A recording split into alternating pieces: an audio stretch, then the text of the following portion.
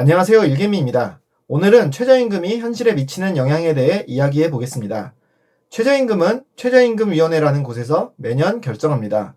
최저임금은 매년 가파르게 올라 2026년 올해는 시간당 1,320원으로 결정이 되었습니다. 최저임금제는 근로자 임금의 최저 수준을 보장하기 위해 만들어진 법으로 그 취지에 대해 공감하지 않는 분은 없을 것입니다. 문제는 최저임금은 국가에서 강제로 결정되는 부분이며 그 상승 정도가 너무 가파르다는 데 있습니다. 나라의 전체 경제 규모를 기준으로 한 경제 성장률이라는 수치가 있습니다. 매년 나라 전체가 열심히 경제 활동을 하면서 전체 규모가 늘어나거나 줄어드는 겁니다. 물론 나라 전체가 열심히 해도 그때그때 상황에 따라 성과가 좋을 수도 있고 나쁠 수도 있습니다. 이걸 매년 정리해서 발표하는 게 경제 성장률이라는 수치인데, 문제는 이 경제 성장률 수치보다 지속적으로 최저임금이 많이 올랐다는 것입니다. 매년 발표되는 경제 성장률을 앞서 보여드린 최저임금 그래프에 옮겨 적었는데요. 2021년을 제외하고 경제 성장률보다 훨씬 높은 비율로 최저임금이 올랐습니다. 2021년에는 2019년에 16.4%나 올린 여파로 코로나 등의 여파를 겹쳐 잠시 주춤했었는데요. 사실상 나라 전체의 성장 속도보다 최저임금 인상 속도가 더 빠른 것입니다. 문제는 이 부분에 대해 느끼는 부분이 생각보다 제각각이라는 겁니다. 뉴스나 포털의 댓글, 자영업 카페, 사장님들의 글, 지인들의 의견을 들어보면 각각 의견이 서로 다릅니다. 전문직이나 대기업을 다니는 경우에는 최저임금에 무관심한 경우가 많았습니다. 포털 댓글들은 인상률이 오히려 적다는 의견이고, 자영업 카페에서는 인상률이 너무 과하다는 의견이 많습니다. 최저임금에 대한 제 생각과 현실에서 어떻게 적용되고 있는지 몇 가지로 정리해 보았습니다. 첫 번째, 자영업자에게 느껴지는 실제 최저임금. 2026년 최저임금은 시급 1,320원입니다. 이 시급이 적절한지에 대해서는 따로 얘기하고, 자영업자에게 느껴지는 최저시급은 또 따로 있다는데 그 문제가 있습니다. 계산을 정확하게 하기 위해 주급으로 계산을 해봤습니다. 주휴시간이 포함된 40시간 근로자의 주급은 근로시간으로 나누면 12,384원입니다. 1,320원에서 12,384원으로 무려 2,064원이 증가합니다. 이전에 말씀드렸던 4대 보험 등 사업자 부담 비용이 2026년에는 10.77%이므로 10.77%를 더한 최저시급 기준 주 인건비는 54만 8,710원이고, 이걸 다시 40시간으로 나누면 13,718원이 됩니다. 단순하게 최저임금으로 공표되는 1,320원과 자영업자가 실제로 지불해야 되는 13,718원은 3,398원 차이, 무려 33%의 갭이 발생하게 됩니다. 두 번째, 최저임금 인상이 원가에 미치는 영향. 제품 가격에는 원재료율과 임대료 등 다양한 원가들이 포함되어 있습니다. 그 중에는 인건비도 포함됩니다. 2025년 대비 2026년 최저임금은 3% 올랐습니다. 그럼 원가의 3% 정도만 반영될까요? 언론에서는 최근 자영업이 어려운 이유로 임대료를 자주 언급하는 것 같습니다. 물론 임대료도 저렴한 게 좋고 문제가 없는 것은 아닙니다.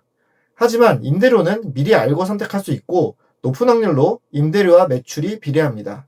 공장이나 농장은 임대료가 저렴한 부지에 위치하기 때문에 최종 소매처에 한 번만 적용됩니다. 즉, 임대료는 선택할 수 있고 예측과 대비가 가능합니다. 하지만 우리가 구매하고 이용하는 모든 제품은 원재료를 채집하고 가공하여 매장으로 옵니다. 중간중간 배송 과정도 필요하고, 실제로는 더 많은 과정이 복잡하게 투입되지만 아주 단순화해서 나타내면 이렇습니다. 최저임금이 오르면 이 모든 공급망 단계가 한 번에 오릅니다. 즉, 최저임금이 인상되면 최종 소매처에서만 반영되는 게 아니라 굉장히 많은 공급망에 적용이 되고, 원가에 미치는 영향과 속도가 제각각이라 대비하기가 어렵게 됩니다. 세 번째, 최저임금 인상이 직원 관리에 미치는 영향. 최저임금은 말 그대로 무경력의 가장 낮은 생산성을 가진 근로자를 기준으로 해야 합니다. 하지만 어느 순간부터 최저임금은 기본급여 같은 느낌으로 변하고 있습니다. 가장 계산하기 쉬운 예를 들어 제조업이나 서비스업을 기준으로 1시간에 1개를 만드는 직원과 10개를 만드는 직원은 생산성이 다릅니다. 1시간에 1개를 만들 때 1,000원이 남는다면 10개를 만들면 10,000원이 남는 거죠. 일하는 입장에서도 더 열심히 할 유인이 생기는 거고, 고용주 입장에서도 생산성과 비례하는 체계로 합리적인 급여 산정이 가능해집니다. 이때 최저임금이 2,000원이 된다고 가정해 보겠습니다. 그러면 시간당 1개를 만드는 직원과 2개를 만드는 직원이 모두 같은 급여를 받게 됩니다. 고용주 입장에서는 시간당 1개 만드는 신입 직원에게 1,000원의 추가 비용을 지불하게 됩니다. 이 직원이 경력이 쌓여 시간당 3개를 만들면 3,000원의 급여를 지급받게 될까요? 앞서 지급한 비용을 회복하기 위해 고용주는 4개를 만들 능력이 될 때 급여를 4,000원으로 인상해주게 될 것입니다. 직원 입장에서는 1개 만들던 때와 3개 만들던 때를 모두 버텨야 인정받게 되어 갭이 커지게 됩니다. 이것 또한 현실을 굉장히 단순화한 예시로, 실제로는 1,000원의 생산성을 가질 때 바로 퇴사하는 경우가 있고, 교육비용이나 잦은 채용에 따른 간접비용 등을 모두 포함하면 고용주가 부담해야 되는 비용은 더 커지게 됩니다. 최저임금이 더 오르게 되면 임시직이나 파트타이머, 정규직 근로자 간의 시급 차이가 사라지게 됩니다. 정규직 근로자가 생산성을 높이기 위해서 걸리는 기간이 더 오래 걸리게 되고, 근로자 입장에서는 실력이 늘어나는 대로 바로바로 급여에 반영이 되지 않기 때문에 그 사이에 이탈자가 많이 생기게 됩니다. 시간당 5,000원만큼의 물건을 꼭 생산해내야 되는 경우에는 기존에는 3,000원의 생산량을 가진 직원과 1,000원의 신입 2명으로 3명이 근무를 하면 됐습니다.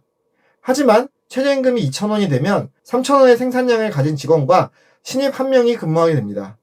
생산량에서 1,000원어치가 부족하기 때문에 이 둘의 상대적인 노동 강도가 더 높게 느껴지게 됩니다.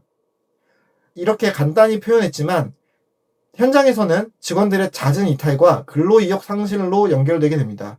즉, 자주 그만두고 일에 대한 열정이 많이 보이지 않게 되는 겁니다. 근로자 입장에서도 아직 초보인 상황에서 노동 강도가 더 높아지게 되고 맡아야 하는 일의 부담이 더 커지게 되어 초기 적응에도 어려움을 겪게 됩니다. 직원 관리를 위한 자영업자들의 고충이 더 커지게 됩니다. 앞서 말씀드린 이 3가지 모든 영향에도 자영업자는 물건값을 바로바로 올릴 수 없습니다. 소비자들이 감내할 수 있는 정도로만 올립니다. 그 속도 조절로 인한 손해는 자영업자들의 몫입니다. 돈이 안 되면 그만두면 되지 않냐고요? 자영업자를 그만두는 게 쉽지 않습니다. 어쩔 수 없이 버텨낼 수밖에 없게 됩니다. 최저임금 제도의 취지도 공감하고 필요성에 대해서도 모르는 분은 없을 겁니다. 저도 근로자이기도 하니까요. 하지만 최저임금은 선택할 수 없고 합리적인 방식으로 결정되지 않습니다. 최저임금의 급격한 상승은 근로자에게도 좋지 않은 영향을 미치고 있으며, 최저임금에 엮인 자영업자들의 부담을 전제로 하는 이런 방식은 고쳐져야 할 것입니다. 최저임금이 자영업자에 미치는 영향에 대해 이야기해봤습니다. 시청해주셔서 감사합니다.